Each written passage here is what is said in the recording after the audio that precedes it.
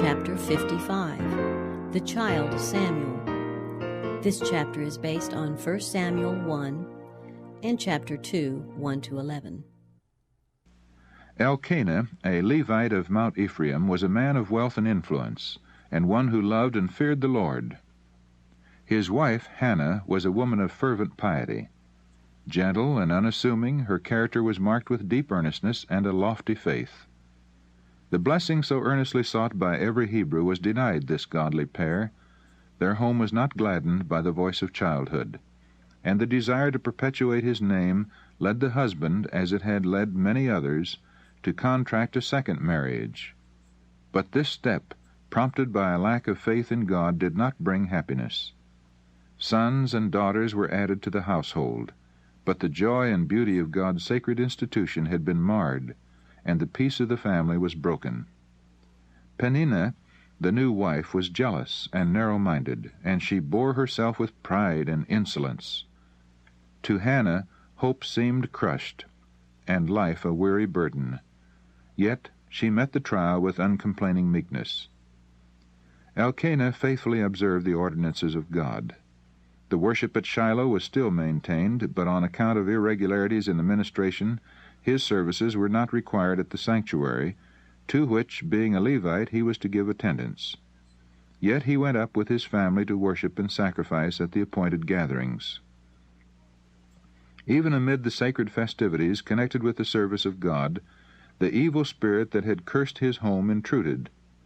After presenting the thank offerings, all the family, according to the established custom, united in a solemn yet joyous feast. Upon these occasions Elkanah gave the mother of his children a portion for herself and for each of her sons and daughters, and in token of regard for Hannah he gave her a double portion, signifying that his affection for her was the same as if she had had a son. Then the second wife, fired with jealousy, claimed the precedence as one highly favored of God, and taunted Hannah with her childless state as evidence of the Lord's displeasure. This was repeated from year to year until Hannah could endure it no longer. Unable to hide her grief, she wept without restraint, and withdrew from the feast. Her husband vainly sought to comfort her. "Why weepest thou, and why eatest thou not? And why is thy heart grieved?" he said. "Am I not better to thee than 10 sons?" Hannah uttered no reproach. The burden which she could share with no earthly friend she cast upon God. Earnestly she pleaded that he would take away her reproach and grant her the precious gift of a son to nurture and train for him.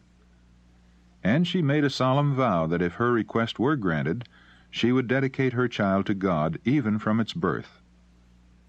Hannah had drawn near to the entrance of the tabernacle, and in the anguish of her spirit she prayed and wept sore. Yet she communed with God in silence, uttering no sound. In those evil times such scenes of worship were rarely witnessed. Irreverent feasting and even drunkenness were not uncommon, even at the religious festivals. And Eli the high priest, observing Hannah, supposed that she was overcome with wine. Thinking to administer a deserved rebuke, he said sternly, "How long wilt thou be drunken? Put away thy wine from thee." Pained and startled, Hannah answered gently, "No, my lord, I am a woman of a sorrowful spirit. I have drunk neither wine nor strong drink, but have poured out my soul before the Lord. Count not thine handmaid for a daughter of Belial, for out of the abundance of my complaint and grief have I spoken hitherto." The high priest was deeply moved, for he was a man of God, and in place of rebuke he uttered a blessing. "Go in peace, and the God of Israel grant thee thy petition that thou hast asked of him." Hannah's prayer was granted. She received the gift for which she had so earnestly entreated. As she looked upon the child, she called him Samuel, asked of God. As soon as the little one was old enough to be separated from his mother, she fulfilled her vow. She loved her child with all the devotion of a mother's heart. Day by day, as she watched his expanding powers and listened to his childish prattle, her affections entwined about him more closely. He was her only son, the special gift of heaven. But she had received him as a treasure consecrated to God, and she would not withhold from the giver his own. Once more Hannah journeyed with her husband to Shiloh and presented to the priest in the name of God her precious gift, saying, For this child I prayed, and the Lord hath given me my petition, which I asked of him. Therefore also I have lent him to the Lord. As long as he liveth he shall be lent to the Lord. Eli was deeply impressed by the faith and devotion of this woman of Israel. Himself an overindulgent father, he was awed and humbled as he beheld his mother's great sacrifice in parting with her only child, that she might devote him to the service of God. He felt reproved for his own selfish love, and in humiliation and reverence he bowed before the Lord and worshipped. The mother's heart was filled with joy and praise, and she longed to pour forth her gratitude to God. The spirit of inspiration came upon her, and Hannah prayed and said, My heart rejoiceth in the Lord, mine horn is exalted in the Lord. My mouth is enlarged over mine enemies, because I rejoice in thy salvation. There is none holy as the Lord, for there is none beside thee, neither is there any rock like our God. Talk no more so exceedingly proudly. Let not arrogancy come out of your mouth. For Jehovah is a God of knowledge, and by him actions are weighed. The Lord killeth and maketh alive. He bringeth down to the grave and bringeth up. The Lord maketh poor and maketh rich. He bringeth low and lifteth up. He raiseth up the poor out of the dust, and lifteth up the beggar from the dunghill, to set them among princes, and to make them inherit the throne of glory. For the pillars of the earth are the Lord's, and he has set the world upon them. He will keep the feet of his saints, and the wicked shall be silent in darkness. For by strength shall no man prevail. The adversaries of the Lord shall be broken to pieces. Out of heaven shall he thunder upon them. The Lord shall judge the ends of the earth, and he shall give strength unto his king, and exalt the horn of his anointed. Hannah's words were prophetic, both of David, who should reign as the king of Israel, and of the Messiah, the Lord's anointed. Referring first to the boasting of an insolent and contentious woman, the song points to the destruction of the enemies of God and the final triumph of his redeemed people. From Shiloh, Hannah quietly returned to her home at Ramah, leaving the child Samuel to be trained for service in the house of God under the instruction of the high priest. From the earliest dawn of intellect, she had taught her son to love and reverence God, and to regard himself as the Lord's. By every familiar object surrounding him, she had sought to lead his thoughts up to the Creator. When separated from her child, the faithful mother's solicitude did not cease. Every day he was a subject of her prayers. Every year she made, with her own hands, a robe of service for him. And as she went up with her husband to worship at Shiloh, she gave the child this reminder of her love. Every fiber of the little garment had been woven with a prayer that he might be pure, noble, and true. She did not ask for her son worldly greatness, but she earnestly pleaded that he might attain that greatness which heaven values, that he might honor God and bless his fellow men. What a reward was Hannah's, and what an encouragement to faithfulness is her example. There are opportunities of inestimable worth, interests infinitely precious, committed to every mother. The humble round of duties which women have come to regard as a wearisome task should be looked upon as a grand and noble work.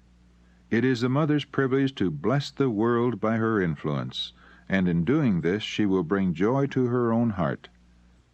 She may make straight paths for the feet of her children, through sunshine and shadow, to the glorious heights above. But it is only when she seeks in her own life to follow the teachings of Christ that the mother can hope to form the character of her children after the divine pattern. The world teems with corrupting influences. Fashion and custom exert a strong power over the young. If the mother fails in her duty to instruct, guide, and restrain, her children will naturally accept the evil and turn from the good. Let every mother go often to her Savior with the prayer, Teach us, how shall we order the child, and what shall we do unto him? Let her heed the instruction which God has given in his word, and wisdom will be given her as she shall have need. The child Samuel grew on, and was in favor both with the Lord and also with men.